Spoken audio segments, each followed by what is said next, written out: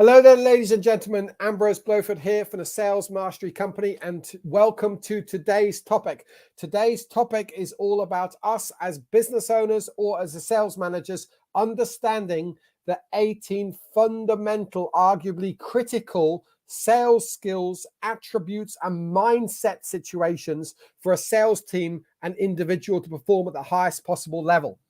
Now, if you haven't received access to the workbook and the checklist I'm going to share with you on the screen shortly, please feel free to send us an email to admin@salesmastery.com and ask them for this document, as I'm going to add to the screen right now. The 18 sales competencies, otherwise known as skills, that your sales team should master. So if you have downloaded it, you've already got access. It should be in a writable, clickable PDF form anyway. So use it in that form, but do remember to click save to make sure you've got a note written on there. Or if you've printed it off because you're a tactile or kinesthetic learner, then feel free to scroll all over it. So of course, the first page is beautiful, lovely. The second page gives you a brief background of myself and also our team at the Sales Mastery Company. I want us to talk straight away around the 18 sales competencies, which is the correct terminology, as opposed to 18 sales skills. But either way, you can interchange those words if you want.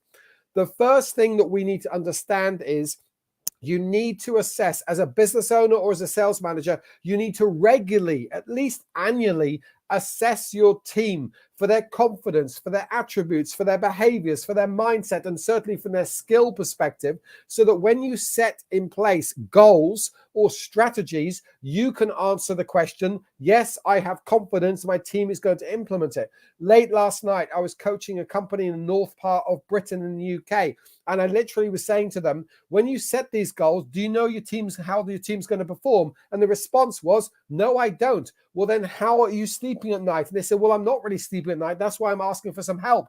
Because ultimately, if you don't know where your team are right now, how can you have confidence in them? So let's get really clear. The tool we use out of Finland, because we've used the extended disc tool as a world-class personality or behavioral profiling tool, is referred to as a sales competence assessment. There are alternative tools out there. They're often of a similar price point. I think ours is slightly more affordable than others out there, which is also an advantage of why we made this one as opposed to one out of North America available to our clients. But ultimately, the essence is the same, which is sales is a very complex subject and it's a very difficult area to master.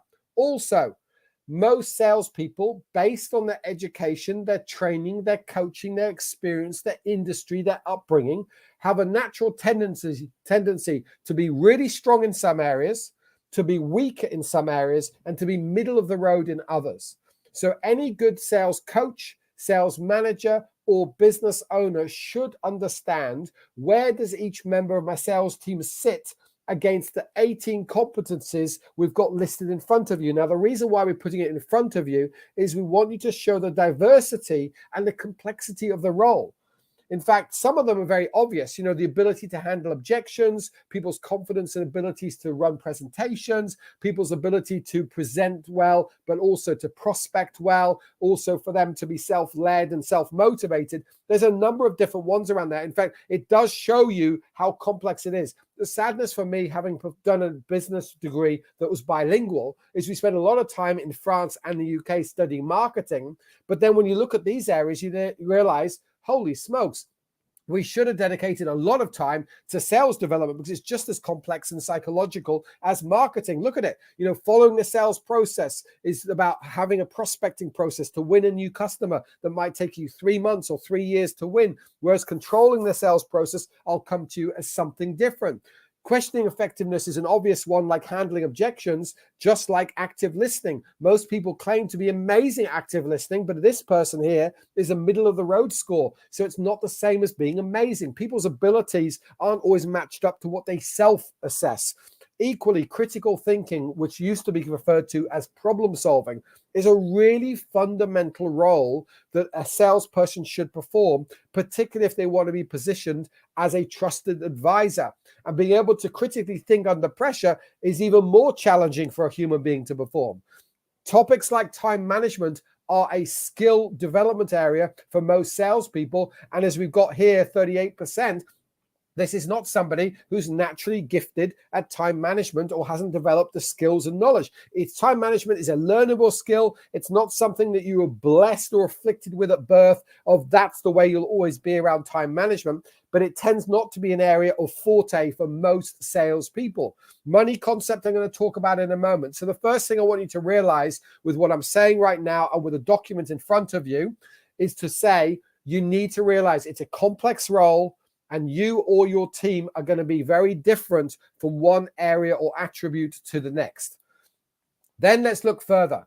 Any business owner or sales manager needs to remember that to fix someone or improve somebody, it's rarely going to be one thing. In fact, very commonly when we're talking to business owners and sales directors or sales managers around the world and saying, so what do you do to develop the skills and competence of your sales team? Their first response is, well, I show them how it's done. Well, my question to them invariably is, well, have you shown them before? The answer usually is yes, several times. That's why I'm frustrated. Okay, so you showed them and they didn't learn it from you. You showed them again and they didn't learn it from you. And now you're upset with them. So next time you show them, you're probably going to show them with a sense of disdain or judgment, which is going to make them even more resistant to doing it differently. Typically, if there's an area you want your team to master, they probably need more training or more skilled where they learn, not more demonstration. Number two, they probably need to be allowed time to learn, like you did, how to do something. And some of that comes from organized, deliberate practice with real scenarios. So they're very, very much honing their skills on the job. Number three, more coaching. Coaching is not the same as judgment, and coaching is not simply the same as demonstration, although you could demonstrate in a coaching session. Arguably, coaching is the most valuable tool that your sales manager has or your business owner has to develop the morale, the motivation, the skills, and the confidence of their team members, and yet it's the one that's seldom done by busy people. And then number four, more accountability. Now, this is something that obviously we often share with a lot of people over time. Is we often say to people when we're coaching teams in the UK, we often ask a slightly more painful question, which is, how strong is your culture of accountability? And unfortunately, it tends not to be consistent across the board. As a general rule of thumb, most people are average to below average around accountability. And that's a reflection on the culture, a reflection on the values, a reflection on the leadership, and a reflection on each individual working at that company, because it's a measurement of self-accountability, something we coach in our sales mastery programs and the Sales Mastery Academy a lot.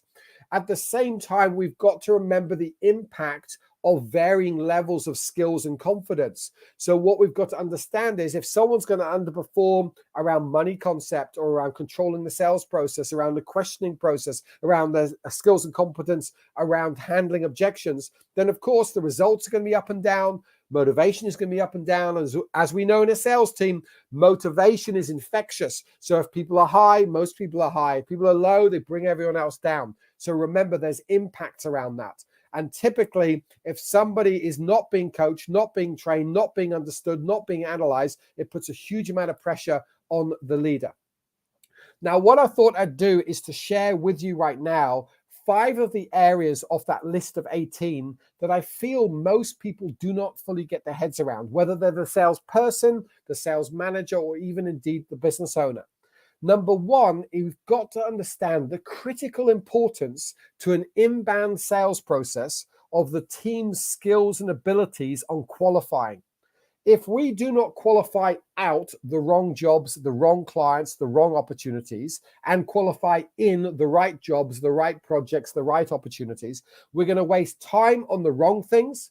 We're going to get lots of repeat referrals into the wrong areas. And at the same time, we're not going to necessarily win the right jobs with the right clients. So we'll get more of what we don't want, and we won't get enough of what we do want. That is an area every team have got to master, particularly on an inbound sales process. Number two, controlling the sales process. This ties back to one of the 4 pillars of growth, where we teach people how to close without discounting and hold them accountable to doing so in the Sales Academy.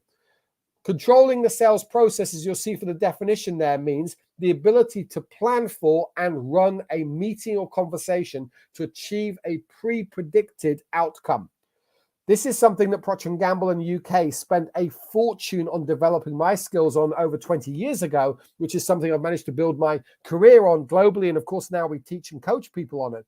The reality here is if you cannot control a conversation confidently by preparing right and steering the languaging in the right direction, then you're always going to struggle to A, close well, or B, close at the highest possible margins.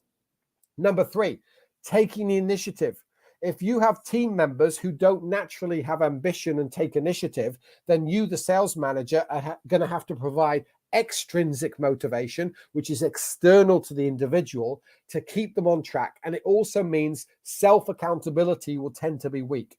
If self-accountability is weak, the accountability invariably falls to the leadership. So there's more pressure on you. I'm not saying it's impossible to manage a team that way, but if it doesn't come from the individual team members, it's got to come from you as the leader. Number 4, dealing with failure. Whether you call it persistence, perseverance, tenacity, handling knockback is critical. I was coaching a business owner in New Zealand 2 hours ago, and he said, I've got a team member who often struggles to pick themselves up when they miss out on a job. Now, it is a learnable skill. We refer to them as resilience skills. It's also part of discipline and self-accountability, of course.